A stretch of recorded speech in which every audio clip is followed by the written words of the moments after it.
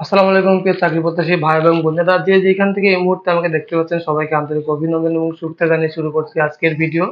তবে মূল ভিডিওতে যাওয়ার আগে সবার কাছে রিকোয়েস্ট থাকে, প্লিজ এই ভিডিওতে একটা লাইক করুন এবং সেই সঙ্গে চ্যানেলটি সাবস্ক্রাইব করে পাশে থাকার জন্য বিশেষভাবে অনুরোধ জানাচ্ছি। তো প্রতিদিনের মতো যারা যারা আমাকে আমার ভিডিওর নিচে অনেক কমেন্ট করেছিলেন চাকরি সম্পর্কিত, আপনাদের অনেকের অনেক কোনো কিছু জানার আছে। তো যারা যারা কমেন্ট করেছিলেন, অনেক কমেন্টের মধ্যে আমি আসলে কিছু কিছু কমেন্ট বাছাই করেছি, যে কমেন্টগুলো আমার কাছে মনে হয়েছে না চাকরি সম্পর্কিত বা যুক্তিযত, তো সেইগুলোরই আজকে অ্যান্সার দিব। তো ভিডিওটা খুবই ছোট হবে, তো না টেনে দেখার জন্য বিশেষভাবে অনুরোধ জানাচ্ছি এবং সেই সঙ্গে আজকের ভিডিওটা কিন্তু খুবই গুরুত্বপূর্ণ। সো প্রতিটা সেকেন্ড অথবা প্রতিটা মিনিট খুবই গুরুত্বপূর্ণ হবে, তো মন দিয়ে শোনার জন্য বিশেষভাবে অনুরোধ জানাচ্ছি। তো প্রথমেই যিনি আমাকে কমেন্ট করেছেন ওনার নাম হচ্ছেন সুপারম্যান। উনি লিখে সরি সুপার ফাস্ট ম্যান। উনি আমাকে লিখেছেন, ভাই আমি এমওডিসি পদে আবেদন দিয়েছি, কিন্তু আমার এসএসসি সার্টিফিকেটে ভুল আছে। সার্টিফিকেট এখনো আসে নাই, এখন করণীয় কি? তো সুপার ফাস্ট ম্যান, এই বিষয়টা আসলে খুবই সহজ এবং সিম্পল একটা বিষয়।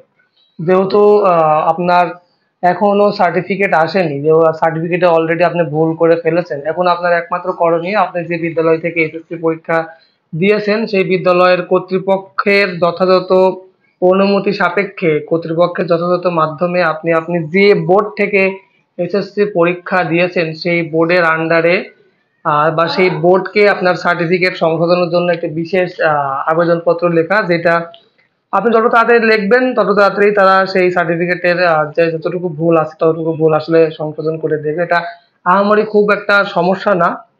আমি এর আগে আমার ২-৩ জন বন্ধুকে দেখেছিলাম যাদের এরকম সার্টিফিকেটে ভুল ছিল। পরবর্তীতে তারা কিন্তু এই সার্টিফিকেটগুলো আসলে সংশোধন করেছে। এটা যথাযথ কর্তৃপক্ষের মাধ্যমে যদি আপনি এখনই বা আজকে বা কালকেও যদি আপনি তাদেরকে রিকোয়েস্ট করেন বা তাদের মাধ্যমে যদি একটা অ্যাপ্লিকেশন লেখান, হয়তোবা ১৫ দিনের মধ্যে আপনার এই সার্টিফিকেট সংশোধন হয়ে যাবে। আর এখনো এমওডিসির মাঠ আসতে প্রায় ১ মাস বাকি। সো আমার মনে হয় যে আপনি এর মধ্যে কভার করে ফেলতে পারবেন। তো ধন্যবাদ সুপার ফাস্ট ম্যান কমেন্ট করার জন্য। চাকরি সম্পর্কিত যদি আরো কোনো কিছু জানার থাকে তাহলে অবশ্যই এই ভিডিওর কমেন্ট বক্সে কমেন্ট করতে পারেন। ধন্যবাদ। এরপরে যিনি আমাকে কমেন্ট করেছেন তার নাম হচ্ছেন মিনহাজুল ইসলাম। উনি লিখেছেন, বাংলাদেশ সেনাবাহিনীর বেসামরিক অফিস সহায়কের পদের পোশাক কেমন? তো একটা কথা বলে রাখি যে ভাই, এটা হচ্ছে বাংলাদেশ সেনাবাহিনীর অসামরিক পদের অফিস সহায়কের ৪র্থ শ্রেণীর ২০তম গ্রেডের চাকরি। এখানে বাংলাদেশ সেনাবাহিনী কর্তৃক একটা সরকারি পোশাক আছে, যেই পোশাকটা হয়তো বা সচরাচর সবাই পড়তে চায় না, কারণ পোশাকটা খুবই মোটা, অ্যাকচুয়ালি খাকি পোশাকের। তো এই পোশাকটা আসলে গরমের মধ্যে আসলে কেউ পড়তে চায় না। শীতের সময় হলে ঠিক আছে, তবে গরমের মধ্যে আসলে কেউ অফিস করে না। এটা হচ্ছে খাকি কালারের এক ধরনের পোশাক।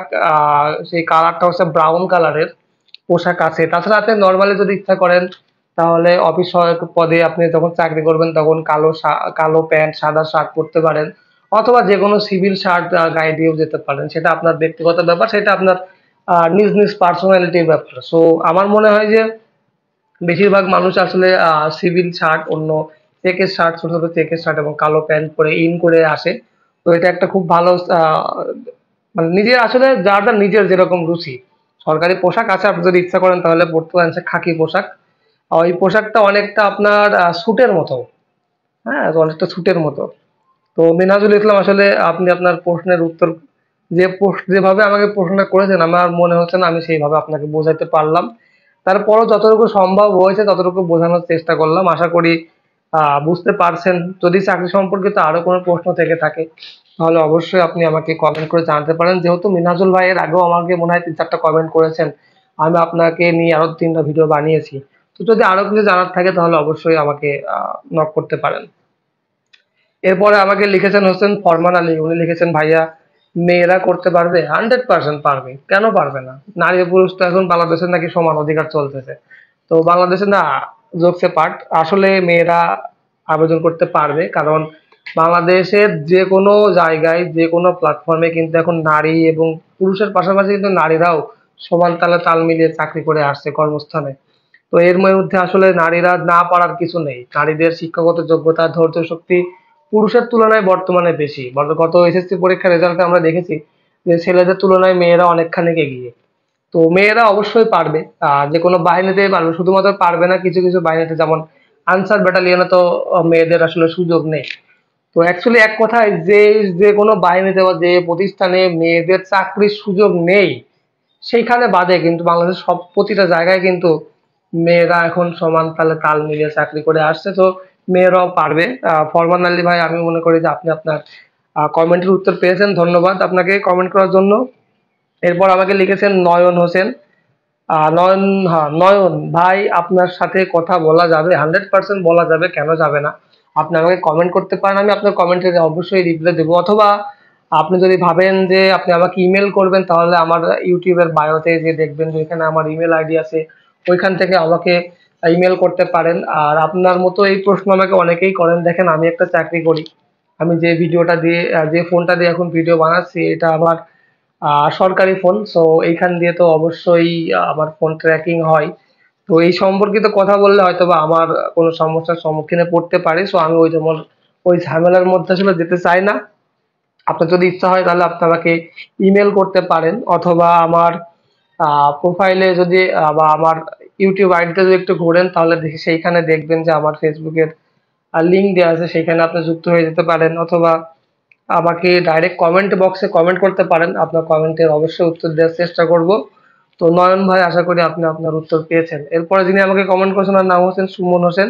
উনি লিখেছেন যে কি কি কাগজ লাগবে ভাই, এ নিয়ে ভিডিও চাই।